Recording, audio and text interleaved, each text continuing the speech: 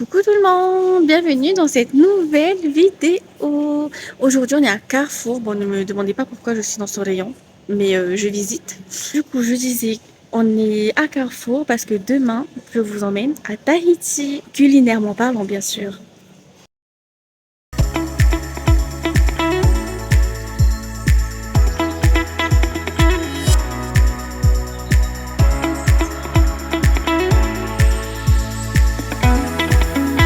Bon, on n'a pas trouvé tout ce qu'on voulait, du coup là on va direction Grand Frais.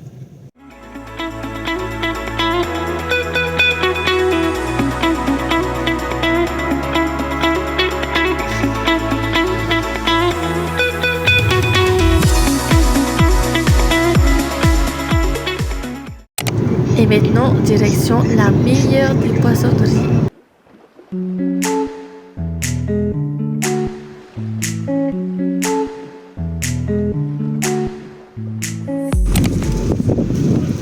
Ça vient, on vient d'avoir notre poisson, je suis trop contente, c'est hyper frais. Là, on va rentrer chez nous, du coup. Coucou tout le monde, j'espère que vous allez bien. Donc vous devez sûrement vous demander pourquoi je suis habillée comme ça, toute fleurie, toute jolie. Et bien tout simplement parce qu'aujourd'hui je vous emmène à Tahiti. On va parler culture et repas polynésiens. Et on va cuisiner des repas traditionnels polynésiens que l'on fait lors des mariages ou alors les dimanches entre familles, etc. Et on appelle ça le ahima. En gros, le ahima, c'est le four polynésien enterré avec des pierres chaudes pour pouvoir cuire à l'étouffée. Et en gros, on va préparer tous les repas crus, mettre dans le trou et après on va venir recouvrir de feuilles de bananier, de sacs de toile de jute et de terre et les laisser cuire pendant quelques heures. Donc bien évidemment on est en France, donc il n'y a pas de ahima, mais on va cuisiner de manière moderne, plus ou moins les mêmes repas. Et donc aujourd'hui on a invité un couple d'amis pour venir manger avec nous parce que en général, quand on fait le ahima, on fait avec notre famille, donc on est plusieurs, on est 30, 40, 50 personnes, voire plus. Donc là, histoire de marquer le coup, ils vont venir pour manger avec nous. Donc, pour commencer, on va faire le puachu. Le puachu, en gros, c'est du porc au chou. Donc, pour cela, on a besoin de sauté de porc, du chou vert. Bon, j'avoue que j'ai pas pris le chou blanc parce que c'était pas très frais, mais sinon, on peut prendre aussi le chou blanc, de l'ail, des carottes, du gingembre. Et pour la sauce, on aura besoin du sauce huître et de la sauce soja. Donc, on va commencer par couper le porc en petits cubes, éplucher les carottes et couper le chou. Et donc, pua, ça veut dire porc ou cochon. C'est pour ça que dans le dessin animé Vaiana, le cochon s'appelle pua. En attendant, je vais vous parler un peu de ma tenue. Donc aujourd'hui, j'ai mis un serre-tête fleuri de chez Oriata Clothing, une jupe en palmier, tout simplement parce que lors de ces grands événements-là, on s'habille de manière locale avec des fleurs fraîches. Donc là, j'ai fini de couper mon sauté de porc. Maintenant, je vais éplucher les carottes et les couper grossièrement. Bien évidemment, je reprends mon petit bac de déchets pour que ça soit bien sûr plus facile à jeter. D'ailleurs, je sais qu'ici, ils reprennent les déchets des fruits, légumes et tout ça pour faire du compost. J'avoue que moi, j'en ai jamais fait vu que j'habite en appartement, donc j'ai pas forcément de plantes. Mais je sais qu'en bas de ma résidence, ils ont installé une poubelle à compost. Donc ça, je trouve que c'est une très très bonne idée. Maintenant, je vais couper grossièrement.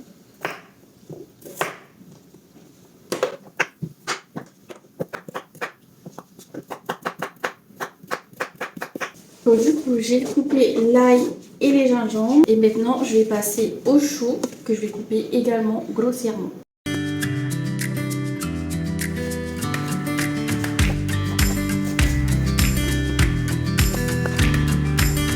J'ai sorti la marmite. Maintenant, je vais mettre un filet d'huile d'olive. Je vais rajouter le porc, l'ail et le gingembre que je vais venir saisir. Ensuite, je vais rajouter le chou et les carottes. Donc, je vais laisser cuire un peu. Bon, maintenant, on va faire du pot et banane, du pot et martini. Pour cela, il nous faut du potiron. Là, on a pris de la butternut, mais c'est parce qu'il n'y avait pas d'autre choix. Du sucre et de la farine de tapioca, qu'on appelle aussi chez nous de l'amidon. Donc maintenant, je vais cuire mes butternuts dans de l'eau bouillante et plus tard, une fois que ce sera cuit, on va rajouter le sucre et la farine de tapioca. Je viens aussi, en attendant, remuer le pot à choux et puis je laisse encore mijoter un peu de temps. Et maintenant, on va passer au poisson cru au lait de coco.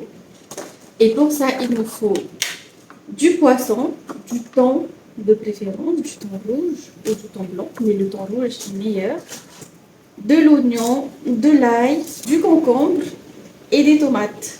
Ah, et j'ai oublié le lait de coco qui est pour l'instant sous forme de noix de coco, mais je vous réserve un peu la surprise. Donc, on va venir tailler en cubes le poisson, comme ça à peu près. Ah, et j'ai oublié aussi un ingrédient, mais on rajoute aussi du citron. Franchement, je suis trop contente pour le poisson parce que ici, c'est tellement dur de trouver du poisson bien frais. Et là, hier, en allant à la poissonnerie, on a vu la longe de poisson. On était refait. D'ailleurs, je sais qu'ici en France, il y a pas mal de personnes qui n'aiment pas du tout le poisson cru. Dites-moi un peu en commentaire si vous aimez le poisson cru. Il faut savoir qu'en fait, dans cette recette, le poisson cru est cuit un peu avec le citron. Donc, c'est pas tout à fait cru. Pas comme du sashimi au final. Non mais regardez-moi cette couleur, j'adore.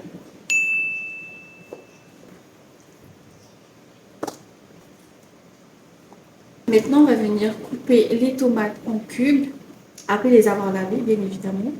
Pour l'information, à Tahiti, il existe deux types de poissons crus. Le poisson cru tahitien, composé de concombres et de tomates, avec une sauce au lait de coco, comme on est en train de le faire actuellement, et le poisson cru chinois, composé de carottes, concombres et de navets. Il peut parfois être aussi fait avec des pickles de légumes qu'on appelle aussi des légumes chinois.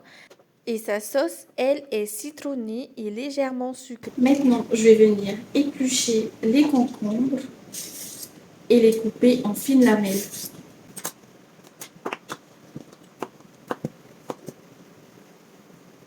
Bien évidemment, je vais enlever les graines, parce qu'après, sinon, il y a trop d'eau. Et je vais les couper comme ça. Après, franchement, il n'y a pas vraiment de façon de couper. On peut même les couper comme ça. Ça revient au même. Il n'y a pas de préférence. C'est vraiment selon vos goûts et vos choix. Bon, il y aura un mélange de petits bouts comme ça et un mélange de petits bouts comme ça. Voilà, je mets dedans avec les tomates. Parce que j'ai pour l'instant que ça comme récipient. Donc voilà. Maintenant que j'ai coupé tous mes légumes, l'ail, l'oignon, je vais venir couper le citron et le presser dans le poisson. Du coup, là, j'en ai deux. Là, c'est le premier citron et là, le deuxième. Franchement, cet ustensile est hyper pratique. À Tahiti, on l'utilise beaucoup. Bien sûr, on utilise aussi nos mains, nos doigts. Et le presse-ail. Mais j'ai pas trouvé de presse-ail qui était super top ici. Attendez, je vais chercher une cuillère. Donc là, je vais venir mélanger le poisson pour que le citron cuise le poisson. Je vais venir rajouter un peu de sel et un peu de poivre.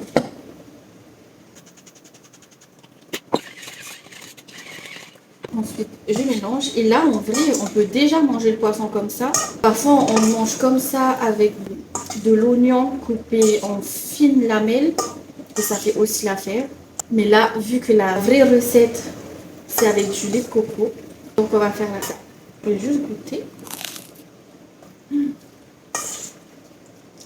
C'est déjà excellent.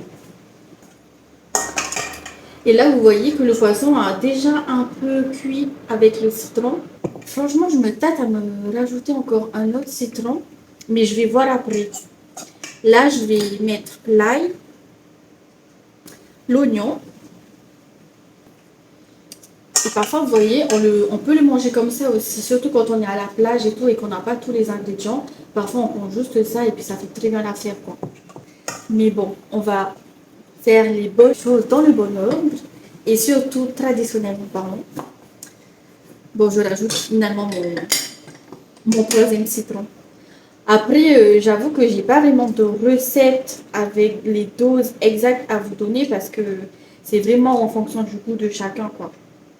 Là, je vous ai vraiment donné les ingrédients de base. Mais sinon, chacun fait comme il veut. Chacun coupe comme il veut. C'est pareil. Tant que ça plaît, c'est le plus important. Voilà. Et après, tout à l'heure, on va rajouter les légumes et on va les faire du lait de coco avec le coco. On dit un coco et une noix de coco. On est d'accord? Parce qu'à chaque fois, j'entends ici la coco, mais c'est pas la coco, c'est le coco. On dit un coco, une noix de coco. Un coco, une noix de coco.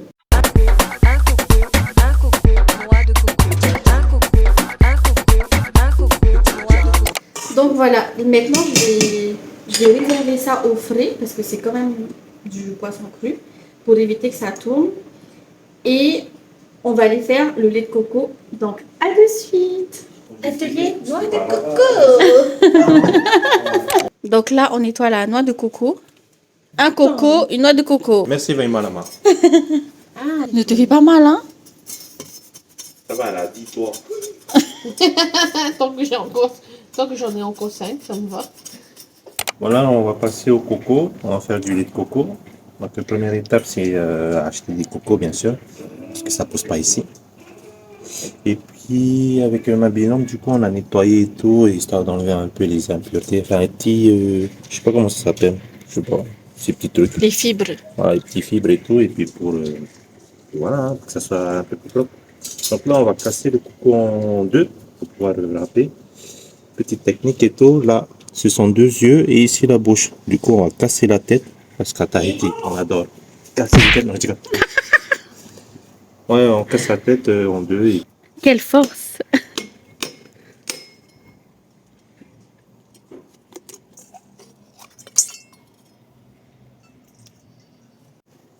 Donc, on fait la même chose pour les autres cocos.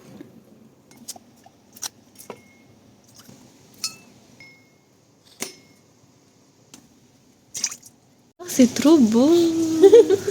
Donc là, on est en train de râper le coco en petits copeaux comme ça pour faire râper du lait de coco. Quel beau gosse! Je sais.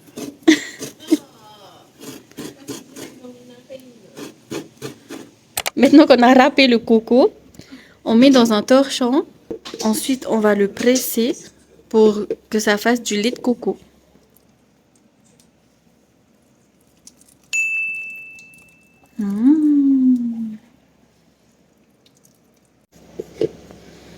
Et on continue de faire la même chose.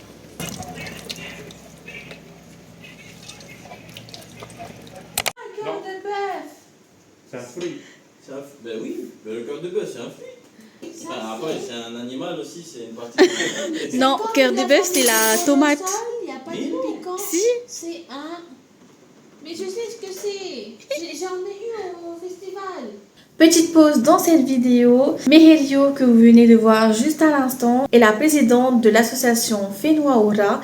D'ailleurs, elle organise un festival qui s'appelle Du Lagon à Langon, qui est un festival polynésien qui se déroulera le 12 et 13 septembre 2026 du côté de Langon au Parc des Vergers. Il y aura des animations, des spectacles de danse, des stands polynésiens et toutes autres activités et aussi des repas typiquement de chez nous. Donc si vous avez la possibilité de vous déplacer, n'hésitez pas à faire le voyage jusqu'à Langon pour profiter de cette ambiance polynésienne. D'ailleurs, actuellement, il y a une promotion de moins 50% avec le code promo 50 sur les packs festivaliers et les packs week-end. Je vous mettrai bien évidemment toutes les informations juste ici, ainsi que dans la description. Donc n'hésitez pas à aller faire un tour. En français En tahitien. En français. Cœur de Mais bœuf. non, c'est pas cœur. Apple. Apple. Pomme. Pomme Pomme de d'amour. bœuf. Mais non, Oui. pomme cannelle. Oui, c'est ça. Pomme Mais non. cannelle. Mais moi, j'appelle pas ça comme ça. Hein. T'appelles comment toi? Tapo tapo. En français. C'est ça, hein? Toujours appelé ça pomme Oui, pomme cannelle. cannelle. Et En frais? Oui, Oui. j'ai marqué pomme cannelle. Ok. Ah ben voilà. Et vous, je sais pas si vous connaissez ce fruit. Si vous connaissez, comment vous l'appelez? Dites-moi un peu en commentaire. En tout cas, moi, je l'appelle tapo tapo, mais le reste, apparemment, c'est pomme. Ah oui, on a pomme cannelle et cœur de bœuf. Non, mais cœur de bœuf, en vrai, c'est la tomate. C'est celui-là, le cœur de bœuf. Bon, apparemment, c'est ça le cœur de bœuf. On dirait une mangue en vrai. Ben, c'est la famille des corosols, des trucs comme ça. C'est la même famille. Et c'est quel goût? Tu pas goûte? Non, mais je sais pas, moi je connais.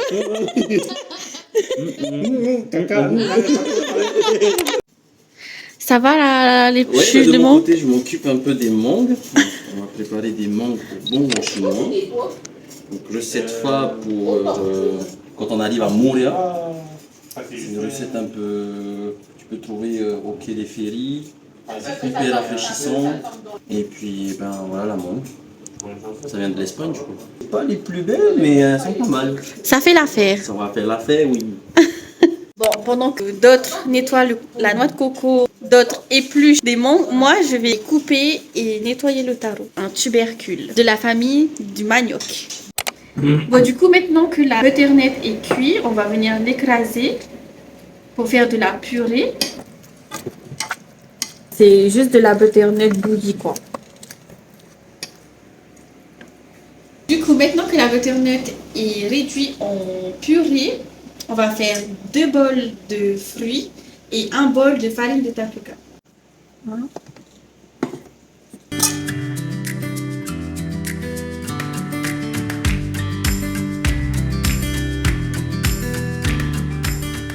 Là, je mélange, juste histoire de voir un peu la texture commencer parce qu'il y a des fruits qui sont beaucoup plus gorgés d'eau que d'autres.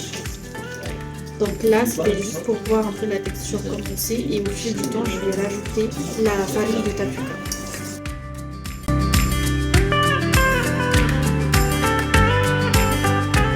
Je vais mettre un peu dans le bol histoire de remplir un peu le fond de la farine de tapioca.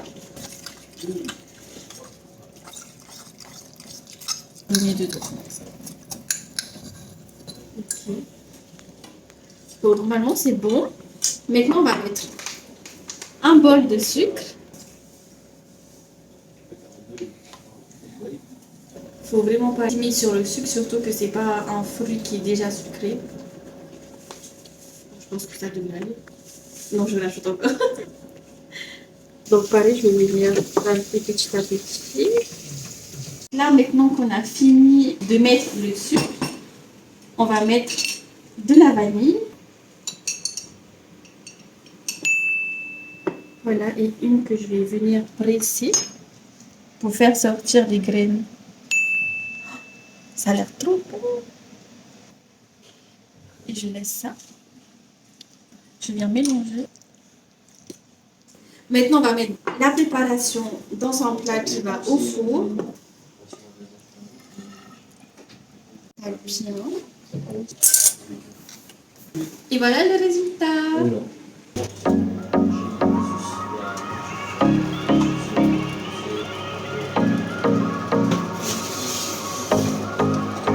Et on laisse cuire pendant 20 minutes à 180 degrés.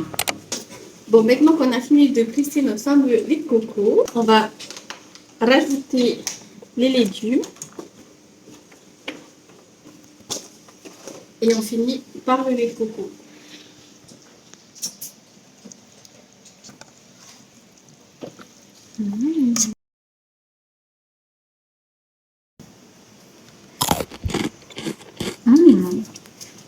Trop bon.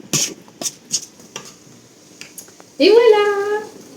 Du coup, là, on a sorti le pot et du four. Et la texture doit être comme ça. Donc là, on va mélanger. Et on va rajouter le lait de coco qu'on a fait tout à l'heure. Ça, c'est un dessert. Voilà, on essaye de bien mélanger pour que le lait de coco aille partout. Voici le résultat. Regarde la texture. On dirait un peu de la mauve. Mais en gros, c'est un dessert un peu gélatineux. Je sais que pour certaines personnes, la texture, ça peut sembler bizarre. Mais je vous jure, c'est excellent. For sure. Et ça, c'est du corned beef qu'on appelle chez nous punu quattro. Et ça se présente comme ça. Et voici notre petit buffet. Donc là, il y a du pou hachou, poisson cru lait de coco, pou emautini, pois toro. Et là, de l'oignon vert. On est sur un mini ma'a Tahiti. C'est qui va bien manger aujourd'hui? Des légumes, 5 fruits et légumes par jour. On Ouais. est dimanche. Exactement. Tiens. Tenez, madame. Ça a l'air vraiment bon tout ça. Franchement, n'hésite pas. La prochaine fois, tu refais encore, même si tu fais pas de vidéo, tu nous appelles. Avec grand plaisir qu'on vient. Non, mais franchement, là, comment te dire que. Il pleure. Ouais, là, Il a les sentiments. j'ai hâte. J'ai hâte. J'ai vraiment hâte. Mmh. Mais butternut, là, il est incroyable. Mais oui, Mais dis donc. la Mais dis texture. donc. Et voilà ce que tu dois faire. C'est quoi, un restaurant, c'est ça? C'est pas la première fois qu'on te dit ça. Non, c'est pas la première fois. Ça sent trop bon. Il me met là. Bon, c'est vrai que normalement, dans le ma'a Tahiti, il n'y a pas de riz. Mais bon, Oui, Mais chez les Tahitiens, le riz, ça accompagne tout. voilà. Le C'est riz, la base. c'est tous les jours. Matin, midi, soir. Que hier soir, c'était pas mal du tout. Hier soir, on était dans un restaurant marocain. Ça a l'air trop bon. Pleurer? Ouais. Ça va aller, il y a... Je sais que je vais passer un bon moment. Il y a du stock là, tu peux y Ah aller. oui, oui, je peux y aller. Oh là là. Eh, par ici, brother. Non, oui. Merci pour le repas. Avec Bravo, plaisir. ta mamie. Eh. Bon appétit. Bon appétit. C'est excellent. Là, il y a tout. Entrée, plat, dessert, la totale. Les gars. Méchant le gag. Putain. Les mots délicieux pour. Et toi, ma poupée? Excellent. 10 sur 10. 10 to 10. 11. 11 sur 10 11. même. Et toi, mon amour?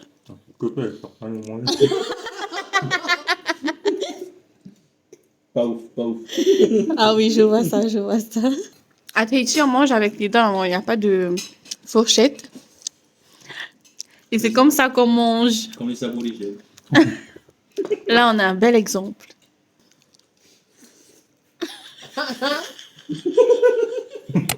Ça, c'est le résultat du repas.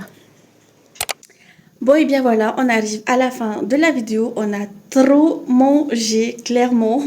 On s'est un peu pété le bide. Mais bon, c'est ok. En attendant, abonnez-vous.